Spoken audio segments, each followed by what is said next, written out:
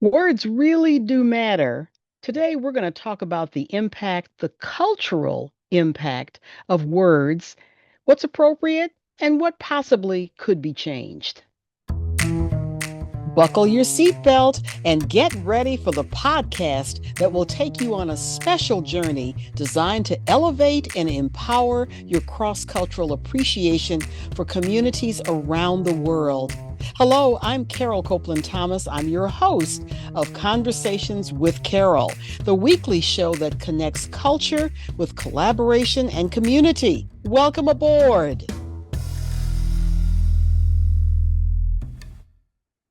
All right, we're going to just jump right on in. I have 8 different terms that I want you to think about in your daily conversations with people on the job or off the job, or words that may cause a bit of a reaction that you really hadn't thought about until we had this conversation. Number one, 2 words that can get you into trouble if you're not careful, and that's you people.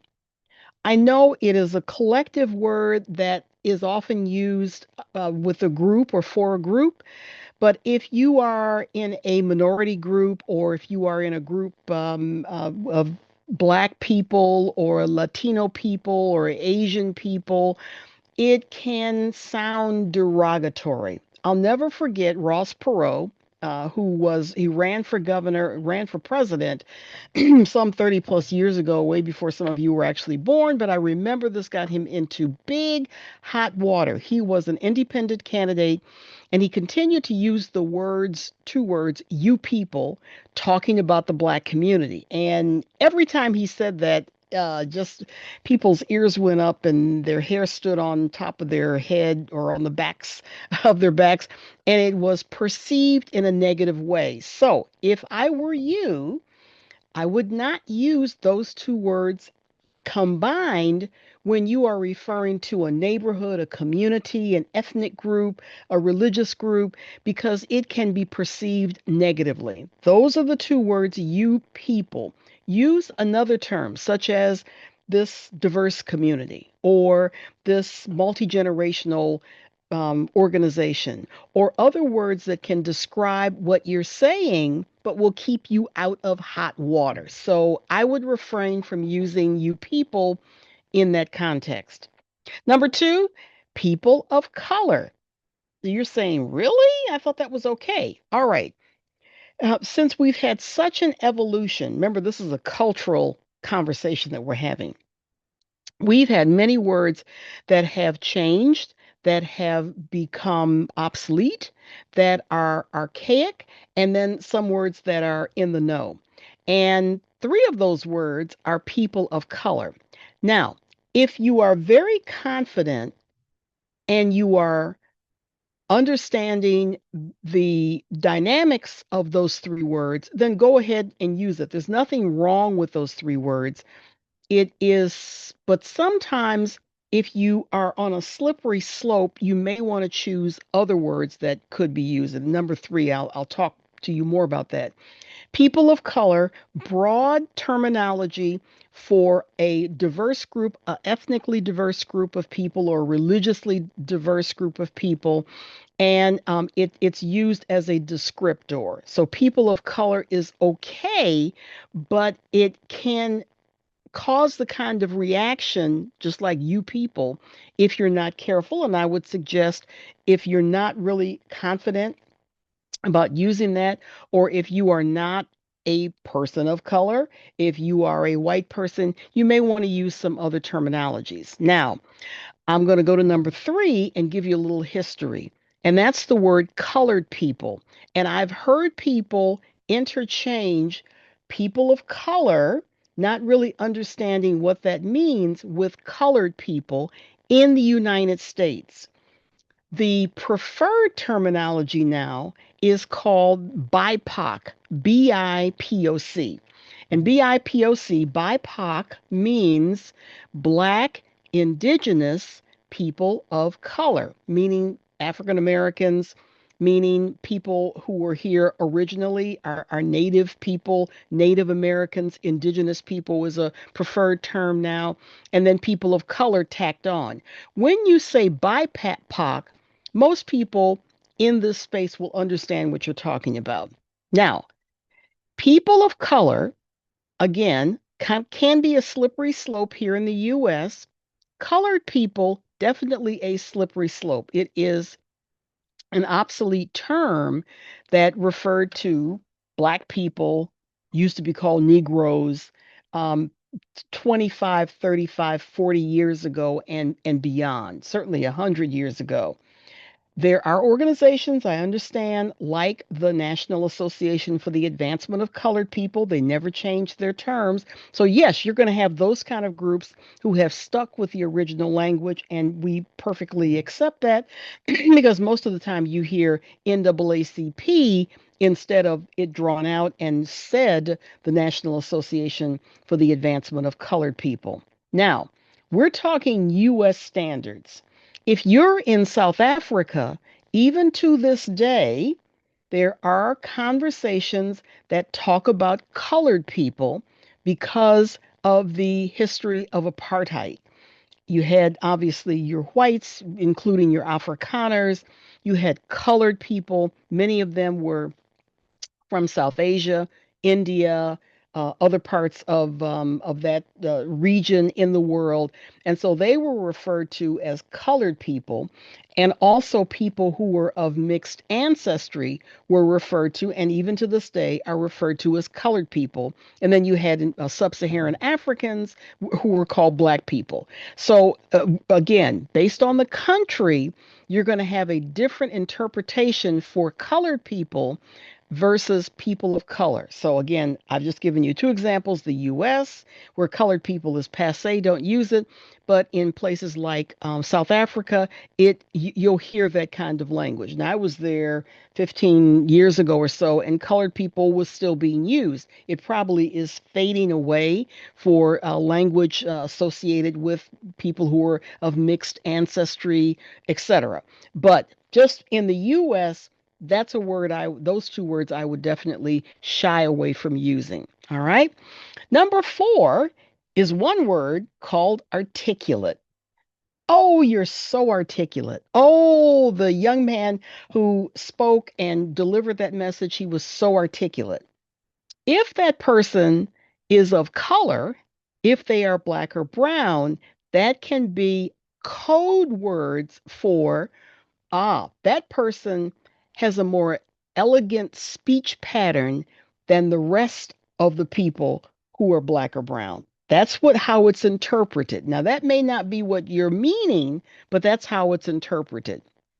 There have been people, famous people, who have used that word. And again, it's a slippery slope, and be very careful how you use the word articulate. Now, if you are judging a speech contest, if you're involved in Toastmasters or whatever, and you're using that as a descriptor for someone who has given a presentation, fair enough, understand that. But if it's everyday speech, the word articulate can be misinterpreted and thought of ethnically or racially in a condescending manner. It's not a negative manner, it's just very condescending.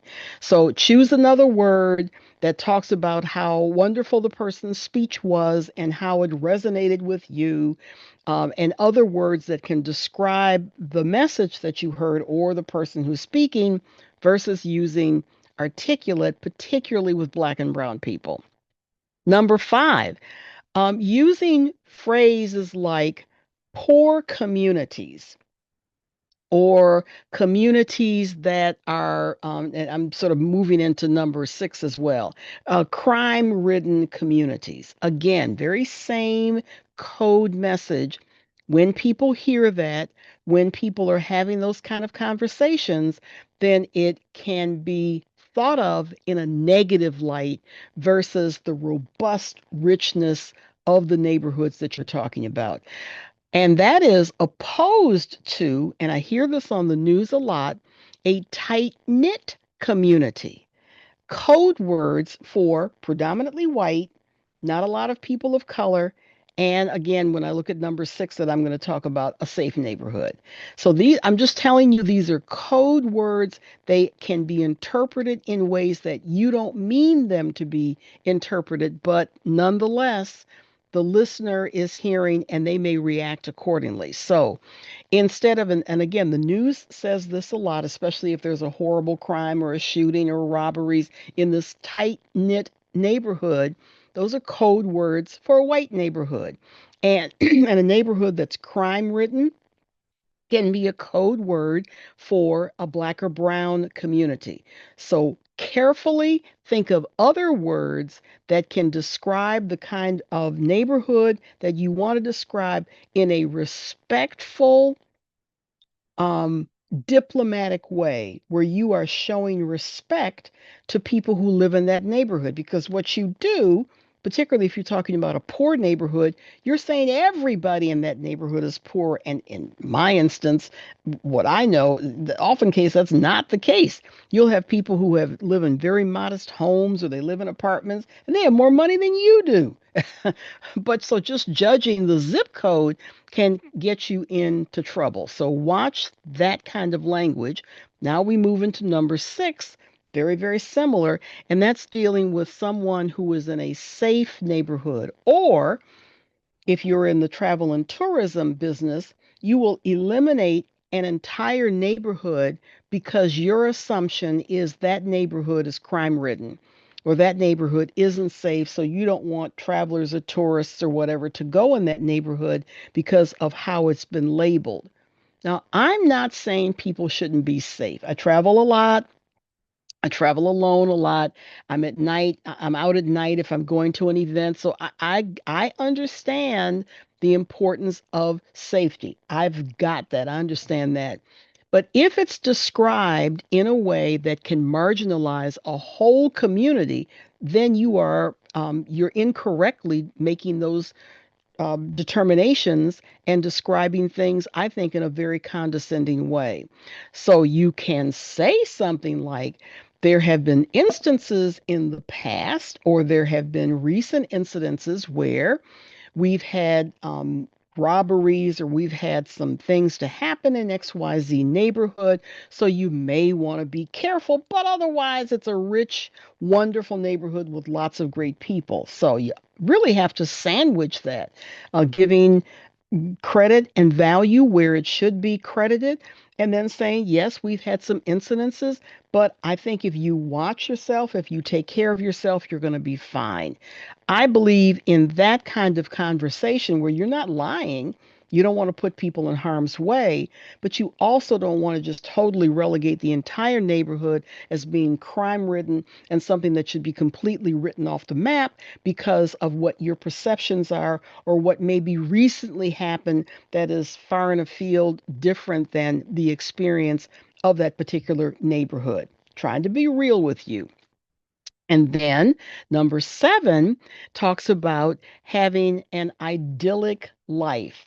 Now, there are lots of ways to interpret that, especially if you're talking about somebody who is in the BIPOC community, Black, Indigenous people of color, or someone who is not in the BIPOC community. So, how the phrase can be used can be interpreted, and I'm just thinking about recent events that are happening where you have someone who surprisingly is the crime suspect, and that crime suspect came from an idyllic neighborhood, talking about a white neighborhood, where that neighborhood was strong and great programs that took place there, great school system, etc. And that is referred to as the idyllic life and coming from that idyllic life. Well, there are lots of people who come from all kinds of neighborhoods and they sketch together the kind of family that they want or the kind of life that they want. That is their way of being idyllic. So, idyllic is really in the eyes of the beholder, and idyllic can unfortunately refer to some people, but not all people. So, again, I'm just trying to share with you the importance that words matter. And then number eight is the comment, the two words used together, someone coming from a broken home. And again, if you're talking about the BIPOC community, it can be used in a condescending, negative way. that does not give credit where credit is due. It's a little sensitive to me because my parents divorced and my mother raised me and my brother. I think we turned out pretty good. We grew up in a staunch middle class neighborhood, black neighborhood in Detroit. My brother just retired as an attorney. I do my thing as an entrepreneur. We both have advanced degrees. And yes, we came from a family that divorced, and my mother raised us when I was from 7 years old on up. So I don't look and I don't want to be lumped together in conversations with people who are looking at those who grew up in the African American community and they came from a broken home. So language can be used such as a single family home or XYZ person lives with their mom or lives with their dad or lives with grandparents or extended family members.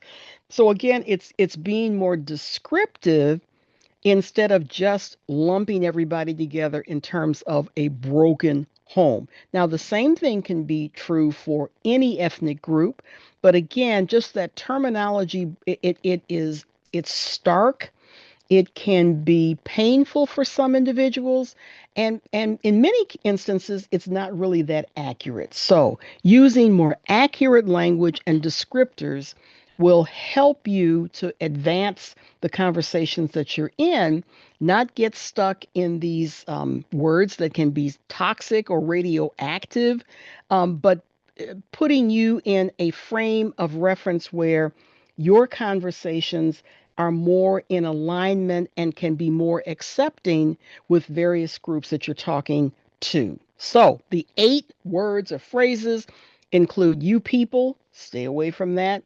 People of color, be mindful and careful of how you use that.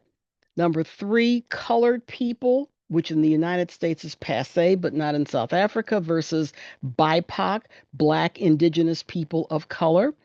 The word articulate and how it's used outside of a Toastmasters speech contest. Number 5, core community versus a tightly knit community and the implications thereof. Number 6, a safe neighborhood versus, and your thoughts may be, oh, crime ridden and not safe, or a safe neighborhood similar to that idyllic world that we're talking about. Idyllic life, that's number 7, somebody living an idyllic life. And then number 8, using single family home versus a broken home. So those are your 8 words or phrases I want you to be careful of when you're talking about cultural connections and connecting with other individuals because words nowadays really, really matter. Thanks so much. We'll talk to you the next time. Take care.